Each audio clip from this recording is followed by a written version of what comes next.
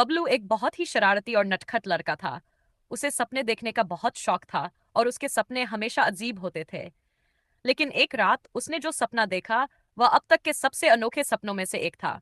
बबलू अपने बिस्तर पर लेटा और जैसे ही उसकी आंखें बंद हुई वह एक अजीब दुनिया में पहुंच गया। वहां आसमान नीला नहीं बल्कि इंद्रधनुषी रंगों का था।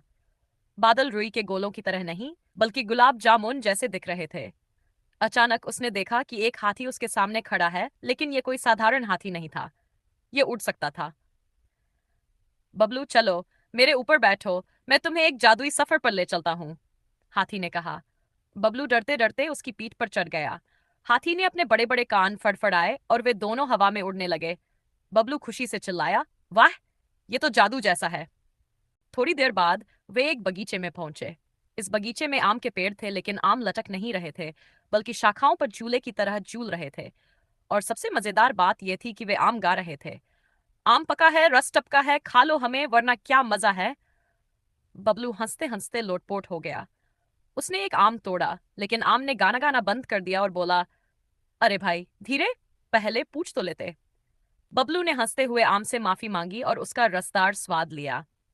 इसके बाद बबलू ने देखा कि पास में एक चॉकलेट की नदी बह रही है। वह खुशी से उछल पड़ा और दौड़कर नदी में कूद गया। लेकिन जैसे ही वह कूदने वाला था, नदी ने खुद ही बोल दिया, अरे भाई संभल के, मैं सिर्फ पीने के लिए हूं, तैरने के लिए नहीं। थोड़ी दूर पर उसे खिलौनों की एक दुकान दिखी, लेकिन वहां के सारे खिलौने खुद ही चल फिर रहे थे और बातें कर रहे थे। एक रोबोट ने उसे टोपी पहनाई और बोला, अब तुम भी हमारे राजा हो। अचानक बबलू की माँ की आवाज आई, बबलू उठो, स्कूल जाना है। बबलू की आंख खुली और उसने इधर उधर देखा।